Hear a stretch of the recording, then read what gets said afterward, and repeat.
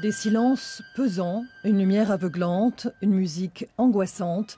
Les premières images de Boucan donnent le ton du film.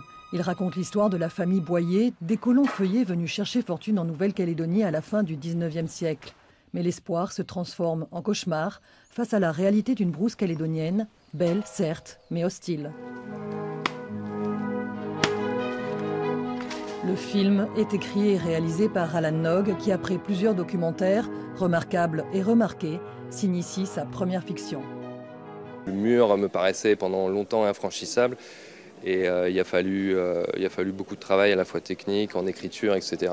Et puis aussi trouver le temps pour écrire, ce qui n'était pas forcément évident pendant toutes ces années de doc où j'étais dans un rythme assez soutenu dans une autre démarche en fait. Une démarche nouvelle, mais toujours le même sens de l'image. Ici, la nature est sublimée, presque personnifiée. Elle est le miroir du personnage principal, incarné par Vincent Quérigui. C'est moi en fait, mais c'est pas moi. J'arrive à me détacher effectivement de ce personnage qui est tellement antipathique, antinomique en tout cas avec ce que je suis. De fait, les premiers spectateurs sont touchés par cette histoire calédonienne douloureuse. Ça nous ramène à la période de la colonisation, et puis c'est intéressant historiquement, moi ça m'a plu pour ça. Quand on se remet dans le contexte de l'arrivée avec les peu de moyens qu'ils avaient, c'était quelque chose de phénoménal, quoi. C'est un peu tendu comme sujet, je trouve qu'il faut oser, mais ça a un très beau rendu.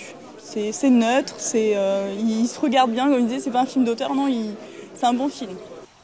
Un film à découvrir le 3 juillet à la Foa dans le cadre du Festival du cinéma et ce dimanche à 20h sur Nouvelle-Calédonie la première.